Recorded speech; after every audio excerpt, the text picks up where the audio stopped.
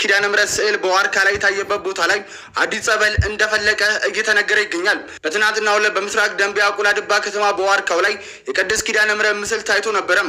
ዛሬም ላይ ተአምራቱ ቀጥሎ በስፍራው ላይ አዲስ ጸበል ከመሬት ውስጥ ፈልቆ እንደወጣ እየተነገረም ይገኛል። እናም በጸበሉ በርካታ ሰዎች እየተጠመቁና ከተለያዩ በሽታዎች እየተፈወሱ መሆኑን ከስፍራው የደረሱን መረጃዎች ያመላክታሉ። እንዲሁም በርካታ ምዕመን ይህንን ተአምራት ለማየት ከተለያዩ አካባቢዎች ወደ ስፍራው እየተመመ እንደሚገኝም ተገልጿል። ስለዚህ ጉዳይ ያላችሁን ሀሳብና አስተያየት ኮመንት ላይ ጻፉልን። ፎሎ ማድረግ ቤተሰብ ይሁኑ። ተአምራቱ አሁንም ቀጥሏል። የቅድስት ኪዳነ ምሕረት ስዕል በዋርካ ላይ ታየበት ቦታ ላይ አዲስ ጸበል እንደፈለቀ እየተነገረ ይገኛል። በትናንትናው ዕለት በምስራቅ ደንቢያ ቁላድባ ከተማ በዋርካው ላይ የቅድስት ኪዳነ ምሕረት ምስል ታይቶ ነበረም። ዛሬም ላይ ተአምራቱ ቀጥሎ በስፍራው ላይ አዲስ ጸበል ከመሬት ውስጥ ፈልቆ እንደወጣ እየተነገረም ይገኛል። እናም በጸበሉ በርካታ ሰዎች እየተጠመቁና ከተለያዩ በሽታዎች እየተፈወሱ መሆኑን ከስፍራው የደረሱን መረጃዎች ያመላክታሉ።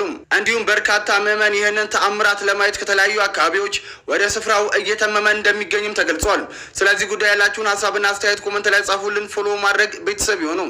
ተአምራቱ አሁንም ቀጥሏል። የቅድስት ኪዳነ ምሕረት ስዕል በዋርካ ላይ ታየበት ቦታ ላይ አዲስ ጸበል እንደፈለቀ እየተነገረ ይገኛል። በትናንትናው ዕለት በምስራቅ ደንቢያ ቁላድባ ከተማ በዋርካው ላይ የቅድስት ኪዳነ ምሕረት ምስል ታይቶ ነበረም።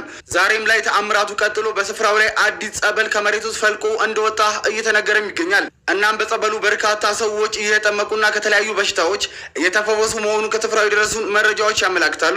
እንዲሁም በርካታ ምዕመን ይህንን ተአምራት ለማየት ከተለያዩ አካባቢዎች ወደ ስፍራው እየተመመ እንደሚገኝም ተገልጿል።